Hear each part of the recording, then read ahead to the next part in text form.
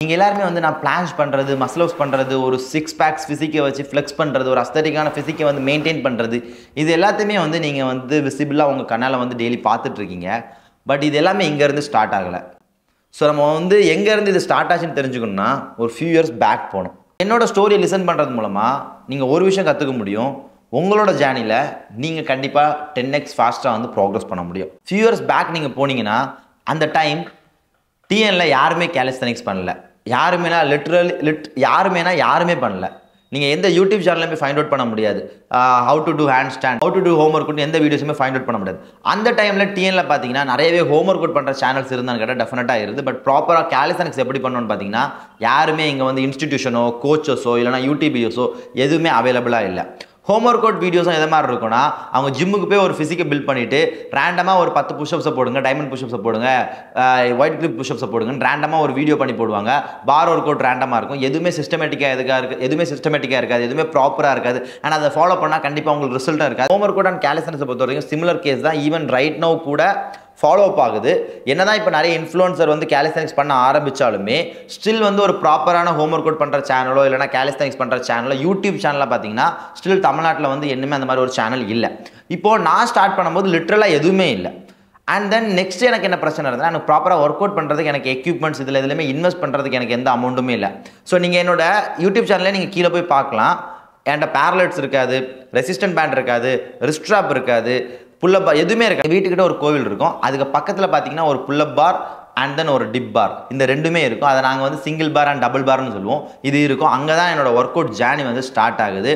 நான் எந்த எக்யூப்மெண்ட்ஸில் இன்வெஸ்ட் பண்ணல, எதுலேயுமே நான் இன்வெஸ்ட் பண்ணல. ஸோ ஜஸ்ட் அது வந்து ஆல்ரெடி அங்கே இருந்த இடம் தான். நான் போவேன், நான் ரெகுலராக ஒர்க் அவுட் பண்ணுவேன்.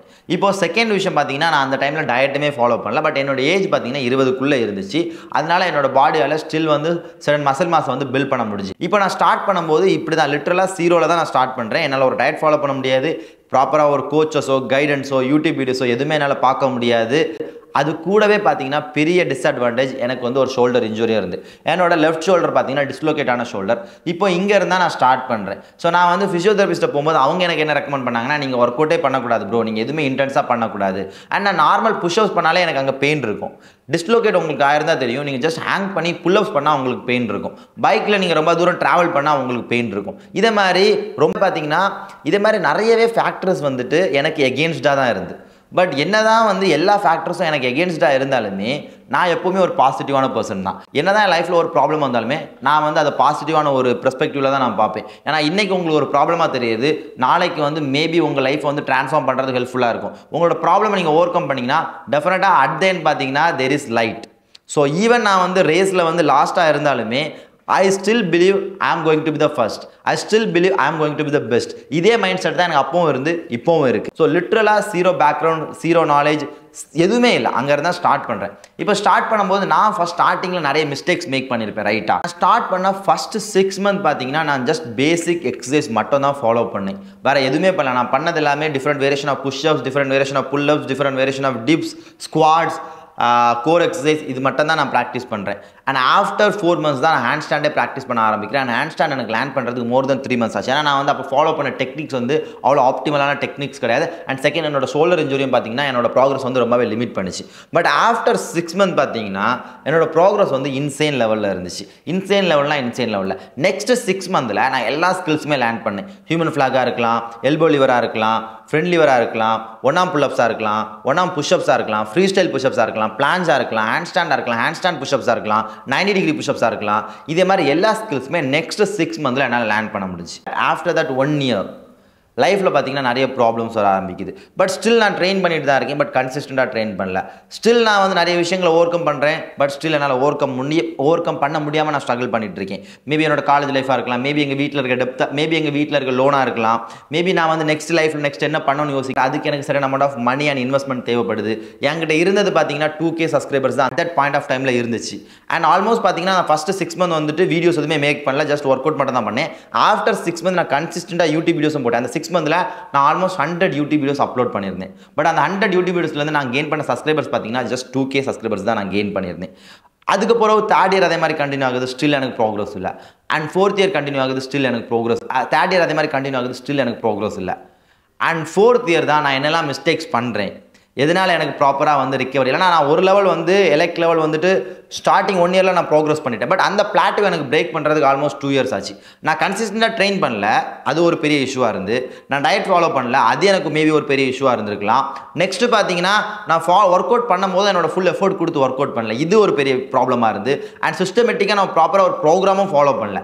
இதே மாதிரி நிறைய விஷயங்கள், அது கூட லைஃப்பில் உள்ள ப்ராப்ளம்ஸ், இது எல்லாமே வந்துட்டு என்னோட ப்ராக்ரஸ் வந்து ரொம்பவே வந்துட்டு ஸ்லோ டவுன் பண்ணிட்டு. But after 3 years once again நான் வந்து ப்ராக்ரஸ் பண்ண ஆரம்பிக்கிறேன். ஒன்ஸ் அகெயின் நான் வந்து நிறைய டெக்னிக்ஸை வந்துட்டு உள்ள இன்கார்பரேட் பண்ண ஆரம்பிக்கிறேன், டிஃப்ரெண்ட் பேட்டர்ன்ஸை வந்து ஃபாலோ பண்ண ஆரம்பிக்கிறேன். அண்ட் ஒன்ஸ் அகெயின் என்னோட ப்ராக்ரஸ் வந்து ஸ்கை ராக்கெட் ஆக ஆரம்பிச்சு. நான் அது வரைக்கும் வெயிட் டிப்ஸ் பண்ணதில்லை, வெயிட் டிப்ஸ் பண்ண ஆரம்பிச்சேன். வித்தின் 3 மந்த்ஸில் என்னால் 80 kg வெயிட் டிப்ஸ் பண்ண ஆரம்பிக்க முடிஞ்சு. அதே மாதிரி தான் வித்தின் 2 மந்த்ஸில் பார்த்தீங்கன்னா என்னால் வந்துட்டு 50 kg புல்அப்ஸ் பண்ண ஆரம்பிக்க முடிஞ்சு. Plus 100 kg plus weighted pushups பண்ண ஆரம்பிக்க முடிஞ்சு. பிளான்ச் புஷ்அப்ஸாக இருக்கலாம், பிளான்ச் ரைசஸாக இருக்கலாம், இதே மாதிரி நிறைய ஸ்கில்ஸ் வந்து என்னால் ஈஸியாகவும் ஃபுல் பாடி கண்ட்ரோலோடையும் பண்ணுற அளவுக்கு நான் வந்து ஸ்ட்ராங்காக மாறினேன். இந்த வீடியோ இந்த பாயிண்ட்ல நான் இப்போ எதுக்கு ரெக்கார்ட் பண்ணிட்டு இருக்கேன்னா, நான் என்னோட ஜேர்னியில் நிறைய ups and downs, trials and errors பார்த்து தான் இந்த வேக்கு வந்திருக்கேன். பட் நீங்கள் இது எதுவுமே பண்ண தேவையில்லை. நீங்கள் as a beginner ஸ்டார்ட் பண்ணுங்கள். இன்பிட்வீன் இருக்க ட்ரையல்ஸ் அண்ட் எரர்ஸ் எதுவுமே நீங்கள் வந்துட்டு பண்ண தேவையில்லை, நீங்கள் மிஸ்டேக்ஸ் பண்ண தேவையில்லை. ஏன்னா நான் வந்து உங்களுக்கு கைட் பண்ண இருக்கேன். பை தட் நீங்கள் டேரெக்டாக பிகினர் பேஸ்லேருந்து நீங்கள் அட்வான்ஸ் லெவலில் ரீச் பண்ண முடியும். இன்பிட்வீன் நீங்கள் 2 to 3 இயர்ஸ் டைம் வேஸ்ட் பண்ண தேவையில்லை. என்னோட எக்ஸ்பீரியன்ஸில் நான் எங்கெல்லாம் மிஸ்டேக் பண்ணியிருக்கேன், எது ஒர்க் அவுட் ஆகும், எது ஒர்க் அவுட் ஆகாது, எது பண்ணால் நீங்கள் ஃபாஸ்ட்டாக ப்ராக்ரஸ் பண்ணலாம், எது பண்ணால் நீங்கள் ஃபாஸ்ட்டாக ப்ராக்ரஸ் பண்ண முடியாது, எல்லாமே நான் உங்களுக்கு ஈஸியாக வந்து கைட் பண்ண போகிறேன். ஸோ அஸ் அ பிகினராக நீங்கள் வந்து என்ன பண்ணணும்னா, ஃபஸ்ட்டு வந்து நம்ம சேனலை வந்து சப்ஸ்கிரைப் பண்ணிங்க. பண்ண மிஸ்டேக்கை நீங்கள் பண்ணணும்னு இல்லை, நான் வேஸ்ட் பண்ண டைமை நீங்கள் வேஸ்ட் பண்ணணும் இல்லை. நான் இவ்வளோ எஃபோர்ட் போட்டேன், பட் நீங்கள் அந்த எஃபோர்ட் எதுவுமே போடாமல் உங்களோட கோலை எஃபெக்டிவாகவும் ஃபாஸ்ட்டாகவும் ரீச் பண்ண முடியும். பிகாஸ் நான் ஸ்டார்ட் பண்ண டைமில் எனக்கு கைட் பண்ண யாருமே இல்லை, பட் உங்களுக்கு கைட் பண்ண நான் ஒரு பிரதராக கண்டிப்பாக இருக்கேன். அண்ட் நீங்கள் டெஃபினட்டாக உங்களோட கோலை இந்த இயர் அச்சீவ் பண்ணுறீங்க. அதுவும் நம்ம கம்யூனிட்டியில் இருக்க எல்லாருமே சப்ஸ்கிரைப் பண்ணியிருக்க எல்லாருக்குமே ஒரு யூனிக்கான குவாலிட்டி இருக்கணும். நீங்கள் எல்லாருமே ஃபிசிக்கலாக ஃபிட்டாக இருக்க போகிறீங்க, நீங்கள் எல்லாருமே கேலிஸ்தெனிக்ஸ் மாஸ்டர் பண்ண போகிறீங்க, நீங்கள் எல்லாருமே ஒரு அஸ்தட்டிக்கான பாடி பில்ட் பண்ண போகிறீங்க, நீங்கள் எல்லாருமே சூப்பர் ஹியூமன் மாதிரி இந்த இடத்துல ட்ராவல் பண்ண போகிறீங்க. விச் மீன்ஸ் உங்களோட ஸ்ட்ரென்த் வந்து இன்சேன் லெவலில் நீங்கள் வந்து பில்ட் பண்ண போகிறீங்க. ஓகேவா? ஸோ இன்சேன் லெவலில் நீங்கள் பில்ட் பண்ண போகிறீங்க. என்னோட ஜேர்னியில் நான் என்னெல்லாம் மிஸ்டேக் பண்ணேன்னா, ஃபஸ்ட்டு ரொம்ப காமனான எரர் நான் என்ன பண்ணேன், டயட் வந்து ஃபாலோ பண்ணவே இல்லை. அண்ட் அந்த சிச்சுவேஷனில் என்னால் டயட் ஃபாலோ பண்ண முடியாத சிச்சுவேஷன் எனக்கு இருந்துச்சு.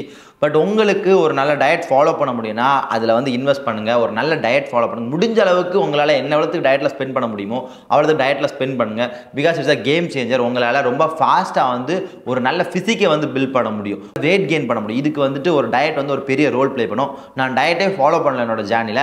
ஸோ நீங்கள் அந்த மிஸ்டேக்கை பண்ணாதுங்க. உங்களால் டயட் ஃபாலோ பண்ண முடியும்னா டெஃபினட்டாக அதில் இன்வெஸ்ட் பண்ணுங்கள். இதில் ஒரு விஷயம் நான் வந்து நோட் பண்ண விரும்புகிறேன். உங்களால் டயட் ஃபாலோ பண்ண முடியாத சிச்சுவேஷனாக இருந்துச்சுன்னா இட்ஸ் டோட்லி ஃபைன். நீங்கள் உங்களால் என்ன ஸ்டார்ட் பண்ண முடியுமோ அங்கேருந்து ஸ்டார்ட் பண்ணுங்கள். உங்களால் எவ்வளோத்துக்கு டயட் ஃபாலோ பண்ண முடியுமோ அவ்வளோத்துக்கு ஃபாலோ பண்ணுங்கள். ஏன்னா அட்தேன்னு பார்த்தீங்கன்னா நம்மளால் இல்லாத ஒரு விஷயத்தை நம்மளால் பண்ண முடியாது. அதை நினச்சி நீங்கள் ஃபீல் பண்ணுறது ஸ்டூபிடிட்டி. உங்களால் பண்ண முடிஞ்ச விஷயத்தை நீங்கள் கரெக்டாக பண்ணீங்கன்னா நீங்கள் கண்டிப்பாக உங்கள் கோலை வந்து ரீச் பண்ண போகிறீங்க. ஃபஸ்ட் இயரில் என்னால் டயட் ஃபாலோ பண்ண முடியாமல் இருந்திருக்கலாம். பட் நான் ஸ்டார்ட் பண்ணனால தான் ஃபஸ்ட் இயரில் எல்லா ஸ்கில்ஸ் என்னால் கற்றுக்க முடிஞ்சு, ஸ்டில் என்னால் ஒரு ஃபிசிக்குமே வந்து பில்ட் பண்ண முடிஞ்சு. பிகாஸ் என்னோட ஏஜ் வந்து 20க்கு கீழே இருந்துச்சு.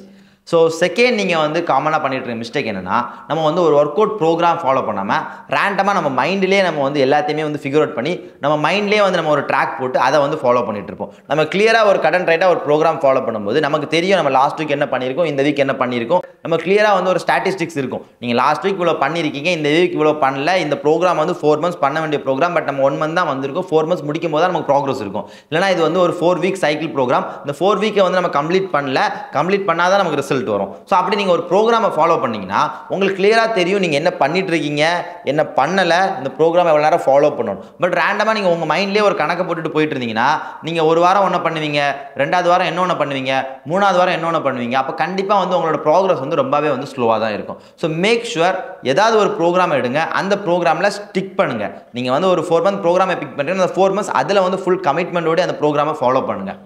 அண்ட் தேர்ட் ஒன், என்னோட மொத்த ஜேர்னிலே நான் ரியலைஸ் பண்ணது என்னன்னா, நீங்கள் ஒரு லெவல் ரீச் பண்ணிட்டீங்கன்னா அந்த லெவலுக்கு அடுத்த லெவல் போகணும்னா நீங்கள் அந்த லெவலில் இருக்கும்போது என்ன எஃபோர்ட் போட்டிங்களோ அதோட அதிக எஃபோர்ட் போட வேண்டியது இருக்கும். கான்ஸ்டன்ட்டாக நீங்கள் ப்ரோக்ரஸிவாக ஓவர்லோட் பண்ணிகிட்டே இருக்கணும். நான் ஃபஸ்ட்டு 1 year ஃபுல் ஃபோக்கஸ்டாக ஒர்க் அவுட் பண்ணி என்னோட ஃபுல் எஃபோர்ட்டை போட்டேன். பட் நெக்ஸ்ட் 2 years என்னால் வந்து ஃபுல் எஃபோர்ட் போட முடியல due to some situation. But இந்த சிச்சுவேஷனை நான் வந்து எக்ஸ்கியூஸாக வந்து கை காட்டுறேன். பட் அதே மாதிரி நீங்கள் கை காட்டாதுங்க. நீங்கள் எப்போவுமே வந்து உங்களோட ஃபுல் எஃபோர்ட்டை கொடுத்தீங்கன்னா உங்களோட ப்ராக்ரஸ் வந்து ஸ்டாப்பே ஆகாது. தென் பார்த்தீங்கன்னா நீங்கள் ப்ராக்ரஸிவாக ஓவர்லோட் அவுட் பண்ணிட்டே இருந்தீங்கன்னா கண்டிப்பாக உங்களுக்கு ப்ரோக்ரஸ் இருக்கும். நீங்கள் நல்லா ஒரு விஷயம் புரிஞ்சுக்கணும், நீங்கள் ப்ராப்பராக டயட் ஃபாலோ பண்ணுறீங்க, ப்ராப்பராக ஒர்க் அவுட் பண்ணுறீங்க அண்ட் உங்களோட ரிகவரி ஆன் பாயிண்டில் இருந்தால் கண்டிப்பாக உங்களுக்கு 100% ரிசல்ட் இருக்கும். 100% நீங்கள் ப்ராக்ரஸ் பண்ணீங்க. உங்களுக்கு ரிசல்ட் இல்லை, நீங்கள் ப்ராக்ரஸ் பண்ண ஸ்ட்ரகிள் பண்ணிட்டுருக்கீங்கன்னா இந்த 3 விஷயத்தில் ஏதாவது ஒரு விஷயத்தை நீங்கள் தப்பாக பண்ணிட்டு இருப்பீங்க. ஓகேவா? ஸோ அது என்னன்னு பார்த்து அதை வந்து ஃபிக்ஸ் பண்ணுங்கள். நெக்ஸ்ட் as a பிகினராக நீங்கள் என்ன பண்ணக்கூடாதுன்னா, இப்போ நீங்கள் வந்து ஒரு புல்லப் பாரோ இல்லைனா ஒரு டிப் பாரோ யூஸ் பண்ணி ஒர்க் அவுட் பண்ணுறீங்கன்னா அதே எக்யூப்மெண்ட்ஸை யூஸ் பண்ணி நீங்கள் லாஸ்ட் ஒரு ஒர்க் அவுட் பண்ணணும். ரீசன் என்னன்னா, நீங்கள் எக்யூப்மெண்ட்ஸை சேஞ்ச் பண்ணுறீங்கன்னா கண்டிப்பாக உங்களோட ப்ராக்ரஸ் வந்து கேலிஸ்தெனிக்ஸில் ஸ்லோ ஆகும். ஃபார் எக்ஸாம்பிள் நீங்கள் ஒரு ரொம்ப வந்து வண்ணமாக இருக்க கிரிப்பை யூஸ் பண்ணி நீங்கள் புல்லப் பண்ணிட்டுருங்க, சடனாக ஒல்லியாக இருக்க பாரில் நீங்கள் புல்லப் பண்ணிங்கன்னா கண்டிப்பாக உங்கள் புல்லப் கவுண்ட் வந்து கம்மியாகும். டிப்ஸுக்கும் அதே மாதிரி தான், பிளான்ஸுக்கும் அதே மாதிரி தான், எல்லா எக்ஸசைஸுக்குமே அதே மாதிரி தான். ஸோ ஒரே எக்யூப்மெண்ட்ஸை யூஸ் பண்ணுறது உங்களுக்கு கான்ஸ்டன்ட்டாக ப்ராக்ரஸ் பண்ணிகிட்டே இருக்கிறது ஹெல்ப்ஃபுல்லாக இருக்கும். எக்யூப்மெண்ட்ஸை நீங்கள் கான்ஸ்டன்ட்டாக சேஞ்ச் பண்ணிகிட்டே இருந்தீங்கன்னா உங்களோட ப்ராக்ரஸ் வந்து அதுலேயுமே ஸ்லோ ஆகும். அண்ட் நெக்ஸ்ட் நான் உங்களுக்கு என்ன ரெக்கமெண்ட் பண்ணுவேன்னா, நீங்கள் ஃபாஸ்ட்டாக வந்து வெய்டட் கேலிஸ்தெனிக்ஸில் உங்களோட ஜேர்னியை வந்து எடுத்துகிட்டு போங்க. பை தட் உங்களால் ஃபாஸ்ட்டாக வந்து உங்கள் ஸ்ட்ரென்த்தை வந்து நெக்ஸ்ட் லெவல் எடுத்துகிட்டு போக முடியும். நான் வந்து வெய்டட் கேலிஸ்தெனிக்ஸ் எப்போ ஸ்டார்ட் பண்ணேன்னா, மோர் தென் 3 இயர்ஸ்க்கு பிறகு தான் நான் வெய்டட் கேலிஸ்தெனிக்ஸ் ஸ்டார்ட் பண்ணேன். ஃபஸ்ட்டு 3 இயர்ஸ் நான் வெய்டட் கேலிஸ்தெனிக்ஸே பண்ணல, நான் ஜஸ்ட் பியூர் பாடி வெயிட் கேலிஸ்தெனிக்ஸ் தான் பண்ணேன். ஆஃப்டர் 3 இயர்ஸ் தான் நான் வெய்டட் கேலிஸ்தெனிக்ஸ் ஸ்டார்ட் பண்ணேன். அதாவது weighted pull-ups, weighted tips, weighted push-ups இது எல்லாமே ஸ்டார்ட் பண்ணேன். ஸோ உங்களோட ஜேர்னியில் நீங்கள் ஃபாஸ்ட்டாக வந்து வெய்டட் கேலிஸ்தெனிக்ஸில் போனீங்கன்னா உங்களால் உங்களோட ஸ்ட்ரென்த் கெயினை மேக்ஸிமம் லெவல் எடுத்துகிட்டு போக முடியும். லாஸ்ட்டாக பார்த்தீங்கன்னா நீங்கள் வந்து கன்சிஸ்டண்ட்டாக இருக்கணும். ஷார்ட் அமௌண்ட் ஆஃப் டைமில் உங்களால் வேறு லெவல் ரிசல்ட் கொண்டு வர முடியும். பட் லாங் டைம் ஃப்ரேமில் நீங்கள் கன்சிஸ்டண்ட்டாக இல்லைனா still you are going to lose. So short amount of டைமில் உங்கள் எல்லாருக்குமே வந்து நான் அதை கற்றுக்கணும் இதை கற்றுக்கணும்னு இருந்தாலுமே இந்த கேம் வந்து 1 இயர் கேம் கிடையாது. நான் எதனால இந்த கேம் வந்து டெஃபினட்டாக வின் பண்ணுவேன்னு எனக்கு கான்ஃபிடென்ட் இருக்குன்னா, நான் 1 இயர் கேம் ப்ளே பண்ணல, நான் 20 இயர்ஸ் கேமில் வந்து ரைட் நோ ப்ளே பண்ணிட்டு இருக்கேன். ஸோ நெக்ஸ்ட் 20 இயர்ஸ்க்கு ரிலேட்டடாக நான் பிளான் பண்ணிட்டு இருக்கேன். ஸோ கண்டிப்பாக நான் இந்த கேமில் வின் பண்ணிடுவேன். சேம் மைண்ட் செட் உங்களுக்கும் இருக்க மாதிரி பார்த்துங்க. நீங்கள் 1 இயர் கேமில் வின் பண்ணுறதுனால நீங்கள் லைஃப்பை வின் பண்ண முடியாது, கேலிஸ்தெனிக்ஸ் கேமில் வின் பண்ண முடியாது, ஒரு ஃபிசிக் கேமில் வின் பண்ண முடியாது, எதுலையுமே நீங்கள் வின் பண்ண முடியாது. நீங்கள் இதை ஒரு 10 இயர் கேமாக பார்க்கணும். 10 இயர் உங்களால் கன்சிஸ்டண்டாக இருக்க முடியும்னா it's going to be a game changer. ஏன்னா அட் தென் பார்த்தீங்கன்னா ஒரு ஒர்க் அவுட் ப்ரோக்ராமோ ஒரு டயட் பிளானோ பார்த்தீங்கன்னா நீங்கள் எங்கே வேணாலும் ஃபாலோ பண்ணிக்கலாம். சாட் ஜிபிடியை யூஸ் பண்ணி ஒரு பர்சனலைஸ்ட் ஒர்க் அவுட் ரொட்டீன் உங்களுக்கு நீங்கள் பில்ட் பண்ணலாம். இந்த ட்ரெயினருக்குமே நீங்கள் ஸ்பெண்ட் பண்ணணும்னு எந்த நெசசரியுமே கிடையாது. யூடியூப்பை வந்து நீங்கள் பார்த்து என்ன வேணாலும் கற்றுக்கலாம். பட் இந்த ரெண்டுமே வந்து உங்களோட கோலை வந்து அச்சீவ் பண்ணுறதுக்கு உங்களுக்கு போதுமானு கேட்டால் டெஃபினட்டாக போதாது. ஏன்னா அட் தென் பார்த்தீங்கன்னா right no information is available for everyone, but just 5% of population தான் ரிசல்ட் இருக்குது. ஸோ அந்த 5% ஆஃப் பாப்புலேஷன் என்ன பண்ணுறாங்கன்னு க்ளோஸாக வந்து அட்டென்ஷன் பே பண்ணுங்கள் அண்ட் அதை உங்களோட ட்ரைனிங்கில் இம்ப்ளிமெண்ட் பண்ணுங்கள். பை தட் உங்களோட ப்ராக்ரஸை உங்களால் நெக்ஸ்ட் லெவல் எடுத்துகிட்டு போக முடியும். உங்களோட மிஸ்டேக்ஸை வந்து உங்களால் அவாய்ட் பண்ண முடியும். பிகாஸ் அந்த பர்சன் ஆல்ரெடி ஒரு விஷயத்தை பண்ணியிருக்காங்கன்னா உங்களோட அப்ஸ் அண்ட் டவுன்ஸ் அவங்க ஆல்ரெடி ஃபேஸ் பண்ணிட்டாங்க. ஸோ அவங்களோட லைஃப்பில் இருந்து அவங்க என்னெல்லாம் மிஸ்டேக் பண்ணியிருக்காங்கன்னு பார்த்து அந்த மிஸ்டேக்கை நீங்கள் அவாய்ட் பண்ணுறது மூலமாக உங்கள் லைஃப்பில் நீங்கள் உங்களோட டைம், எனர்ஜி, எஃபோர்ட், மணி எல்லாத்தையுமே சேவ் பண்ண முடியும். ஐ ஹோப் இந்த வீடியோ வந்து உங்களுக்கு ஹெல்ப்ஃபுல்லாக இருந்திருக்கும்னு நினைக்கிறேன். ஹெல்ப்ஃபுல்லாக இருந்துச்சுன்னா I am happy for that. So டெஃபினட்டாக இந்த மிஸ்டேக்ஸ்லாம் பண்ணாதுங்க. இந்த வீடியோ பிடிச்சிருந்தா மறக்காமல் நம்ம சேனலை வந்து சப்ஸ்கிரைப் பண்ணுங்கள்.